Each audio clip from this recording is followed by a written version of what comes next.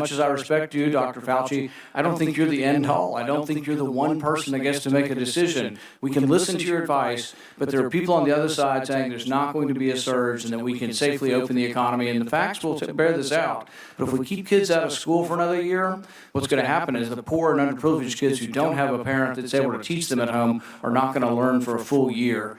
And I think we ought to look at the Swedish model, and we ought to look at letting our kids get back to school. I think it's a huge mistake if we don't open the schools in the fall. Thank you. Mr. Chairman, can I respond to that even though there are only 32 seconds left? Yes, and you might make it clear whether or not you suggested that we shouldn't go back to school in the fall. Well, first of all, Senator Paul, thank you for your comments. I have never made myself out to be the end-all and only voice in this. I'm a scientist, a physician, and a public health official. I give advice according to the best scientific evidence. There are a number of other people who come into that and give advice that are more related to the things that you spoke about the need to get the country back open again and economically. I don't give advice about economic things. I don't give advice about anything other than public health. So I wanted to respond to that. The second thing is that you use the word we should be humble about what we don't know.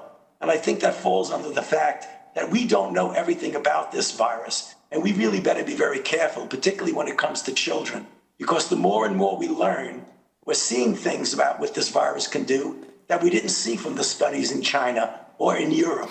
For example, right now, children presenting with COVID-19 who actually have a very strange inflammatory syndrome, very similar to Kawasaki's syndrome. I think we better be careful if we are not cavalier in thinking that children are completely immune to the deleterious effects. So again, you're right in the numbers that children in general do much, much better than adults and the elderly, and particularly those with underlying conditions. But I am very careful and hopefully humble in knowing that I don't know everything about this disease, and that's why I'm very reserved in making broad predictions. Thank you. Thank you, Senator Paul.